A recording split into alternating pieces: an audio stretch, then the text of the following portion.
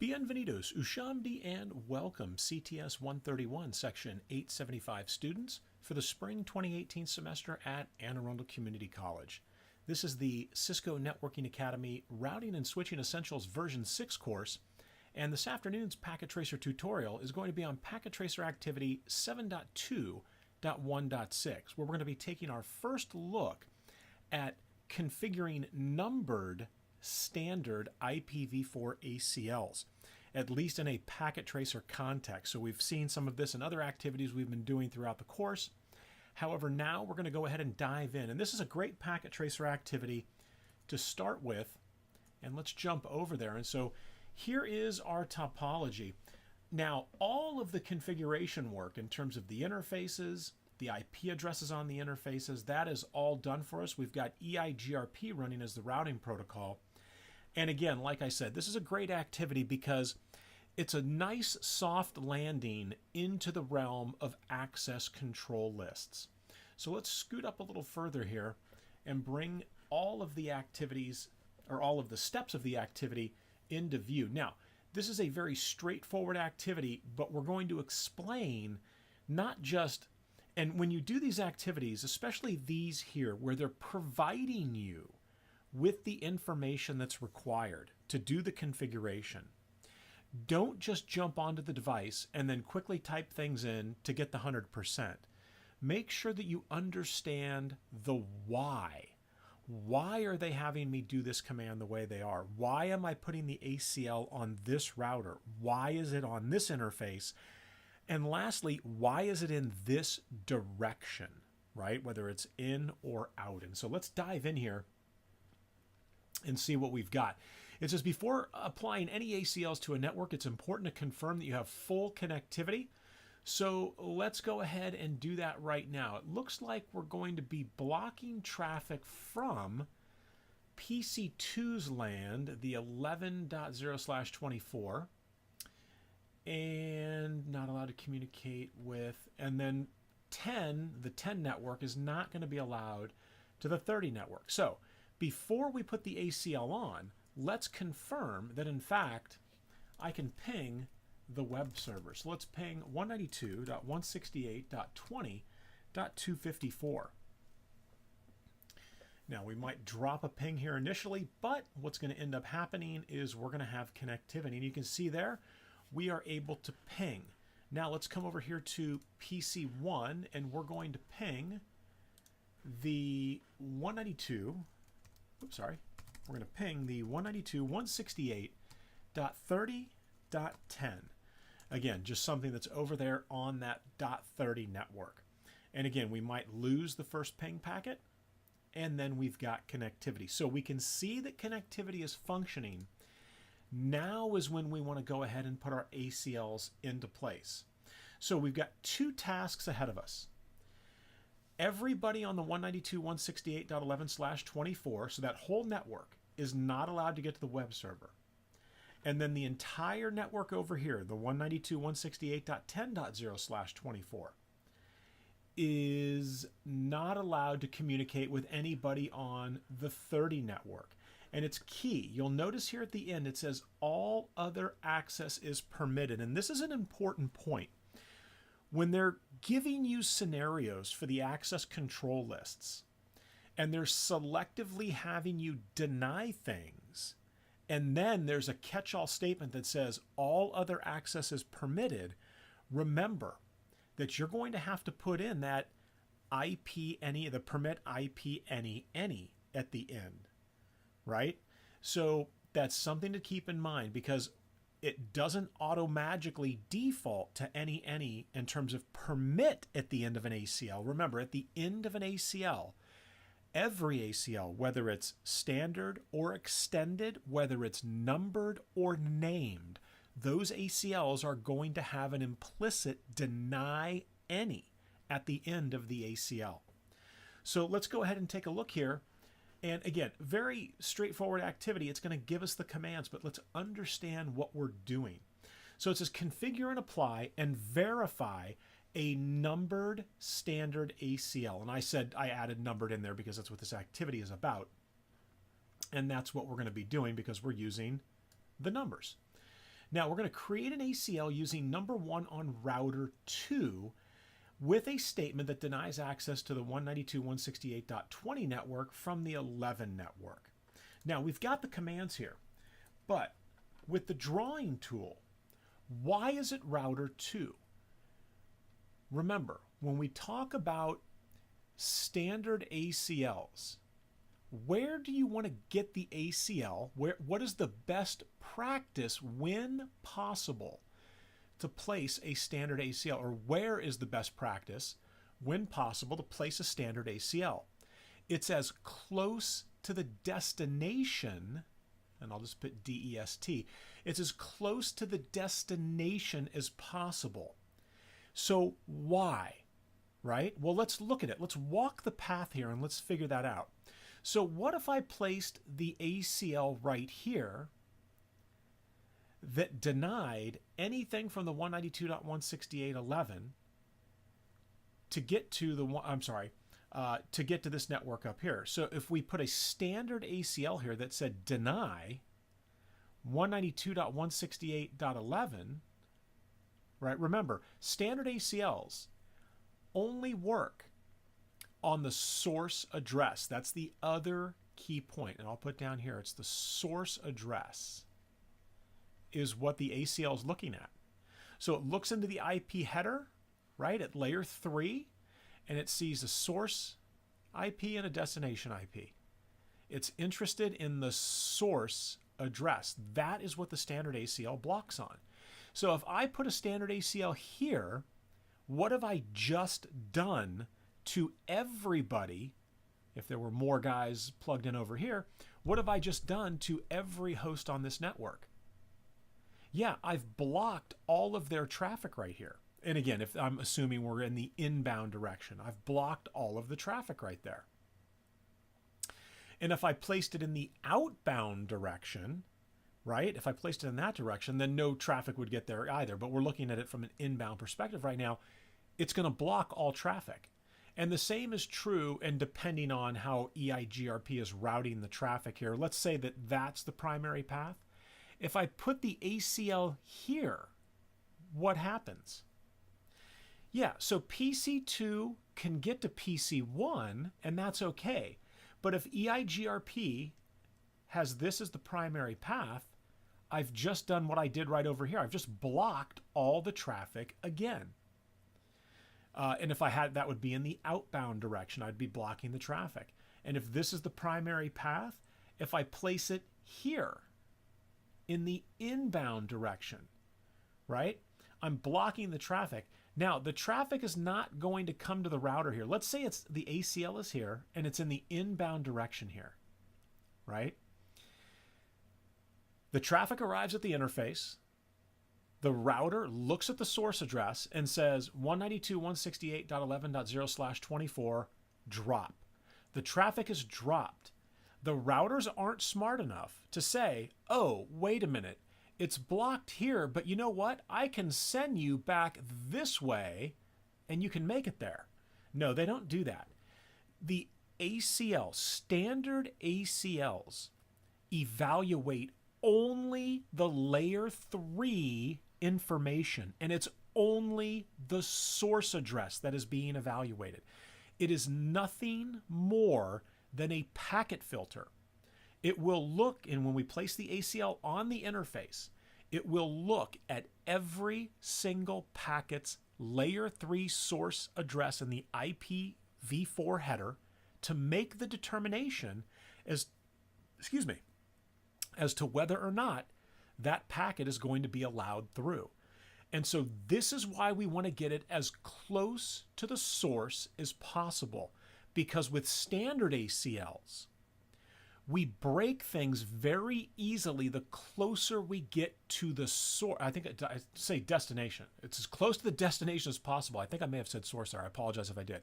We want to get it as close to the source as possible, right? He said it again. As close to the destination as possible.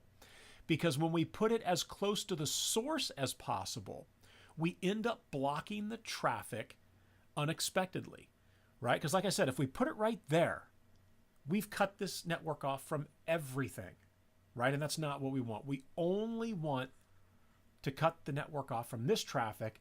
So that is the best interface to place it on. Now, could I put it on that interface right there? And let's clear the screen here for a second, because this gets interesting. Because now we're getting closer to the destination, right? So if I put it here, and this is the primary path that EIGRP is going to take. Let's say that's the direction EIGRP is going to go, and I put it here. Does that do what I need it to do? It does. But what does it also do? Let's say that for that network segment, that this is also, for whatever reason, maybe we've got, you know, the bandwidth and delay have been manipulated and all the traffic is flowing up to router 2. Then the answer is no, because we've cut off PC2 from being able to, everything on this LAN, PC2 specifically, from coming over here to this LAN segment, PC3 specifically. So we need to be aware of that. And this is, I love this activity right here because it is a very, very demonstrative activity as to why we need to get that ACL, I'm going to clear my screen there, we need to get that ACL as close to the destination as possible, right? Which is that interface. Now, why in the outbound direction? Because that is the direction out which the packets will be flowing to reach the web server. I wouldn't do inbound here because that means traffic coming into the interface. Outbound means traffic that has ingressed, entered the router on one interface, and is egressing or exiting the router on a different interface. That's what the outbound stands for. Inbound means the traffic or the interface on which the traffic arrives at the router, not as it leaves the router or it gets routed through the router. It's when it first arrives at the router. That's considered the inbound direction. And so we want to do that right there. So let's go ahead and knock this out. All right, so let's pull up router 2 here. Let's go to the CLI. The text is nice and large. That's good. So let's dive in here. Now, we're going to go ahead and go into global config mode, and we are going to say access list, and I don't think they show the expanded range here. So you can see we've got the IP standard ACLs. It's 1 to 99. And then the extended ACLs, when we're dealing with numbers, the extended ACLs are 1 to 199. But be prepared, and let me pull up a real Cisco router here. Give me 2 seconds. Where's secure CRT? All right, let's just pull up a router here. How about router 4? And I was hoping router 4 was going to be up already. It's not. We'll give it a second here. So we may come back to router 4 here. I'm waiting for it to kick on. This is an older 1841. May take a second or two. So we'll swing back to it because there's an expanded range of ACLs. So I'm going to say access list 1, and I don't need to say standard, right? I simply say ACL 1, and iOS knows that when you're using 1 to 99, you mean standard. And so we're going to deny the 192, the source network. And now we put the wildcard mask in. Remember, the wildcard mask is the inverse of the host mask. I'm sorry, of the net mask. So if the net mask for a /24 is 255.255.255.0, we simply subtract whatever the dotted decimal notation is of the net mask for the network, and I'll talk about the hosts here in a second. We subtract that from, all 255. So this is 255 here, and 255 here, and 255 here. So dot, dot, dot. And what do we get? 0.0.0.255. Now, what if they tell you a single host? Remember, there's 2 ways that you could do that. You could do all zeros here, and that would be an exact match, right, to the host IP. And we're saying the host, right? So it would be .10, not .0. I could put all zeros, or I could say deny host and use the keyword, right? Sort of like the little shortcut. So We're going to deny that. Now remember what we've got going on here at the very end. We want to permit all other traffic. So I'm going to say access list 1 permit any, right? Access list 1 permit any. And I have to put this in here because if I don't, the implicit deny any at the end is going to block all other traffic. So how do I see this? What if I say do show access list? There's my ACL. Now let me go ahead and get on interface gigabit Ethernet 00. And remember, this is going to be IP access group 1. And if I do the question mark, you can see it's the access list number, and they let us go from 1 to 199. 1 in the outbound direction, right? And so that applies that ACL in the outbound direction. Now, let's test connectivity. PC2, can it get to the web server now? And notice what we get back now. We get a destination host unreachable, which is very different from what we initially saw, which was request timed out. Now we're being told destination host unreachable. All right, so that takes care of the first ACL on router 2. Now let's configure and apply a numbered ACL on router 3. And now we're blocking PC1's LAN from getting to PC3's. And the conversation is the same here. We're doing standard ACLs. I need to get it as close to the destination as I possibly can. And as close as I can get is right here. Now, you may be asking yourself, wait a second, Travis, what about this guy right here? That's closer. Why isn't the ACL here? And why isn't the ACL here? Why not? Let me ask you.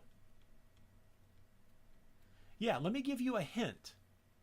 Why is the layer 3 access control list not put on the egress interface on a layer 2 switch? Exactly. These are not multi-layer switches, right? These are layer 2 switches. So how are layer 2 switches forwarding the information that they're receiving? Yeah, layer 2 switches are using layer 2 information. They're using the MAC address. That is how the switch is forwarding information here. Because learners will sometimes look at this and say, well, that is way closer than putting the ACL here. And this is way closer than putting it up here. And that's correct. It is closer from a distance perspective. However, ACLs are layer 3 constructs, right? They are packet filters, not frame filters. Remember, the layer 2 PDU is a frame. Whoops. And the address at layer 2 is a MAC address. At layer 3, the PDU is the packet, right? The protocol data unit is the packet. And the address is the IP address. And it can be V4, V6, right, is what we're dealing with here. So when we talk about ACLs getting as close to the destination as possible, remember, from a layer 3 perspective is what we're saying. All right, let's clear the screen here. So we know that from a layer 3 perspective is as close as we get. We also know what direction are we going to be applying this. You've got it. In the outbound direction. And it also says, ensure that all other IP traffic is permitted. Okay, because we want to make sure that we don't block other networks in the outbound direction here. All right, so let's clear the screen and let's pull router 3. Oops, sorry, let's pull router 3 up here that we haven't worked on yet. All right, and let's go ahead. Let's get to the CLI and let's go to privilege exec mode with the enable command and then into global config with configure terminal, or conf T for short. And it looks like ACL 1 again. All right, so we're going to say access list 1 deny the source 192.168.10.00.0.255. Remember that wildcard mask is the inverse of the subnet mask. All right, and then we want to allow all other traffic. So access list 1, permit any. And so here, much the same way, we're going to go to int gigabit ethernet 00. We're going to say IP access group 1 in the outbound direction. And again, great activity to sort of introduce us, right, and sort of orient us into how ACLs function. So now it says verify ACL configuration and functionality. Well, let's give it a try. So from PC1, should I be able to ping PC3? And the answer is no. If we did our job, it should be blocked. But what about PC2? Should this be able to ping 192.168.30.10? Absolutely. Because remember, we're permitting all other traffic. We had the single deny statement for the 192.168.10 network getting to PC3, or that entire LAN, and we made the exception for everything else. And what are they showing over here? Oh, so let's take a look at this. So I've blocked PC1 from getting to PC3, but what about the other direction? So what if I come here and I say ping 192.168.10.10? What's going to happen? You'll notice I'm not getting a destination host unreachable. What am I getting? I'm getting a request timeout. Why? Why, when I go from PC1 to PC3, do I see destination host unreachable, but when I go from PC3 to PC1, it just simply sits there and says request timed out? Why don't I see the same thing?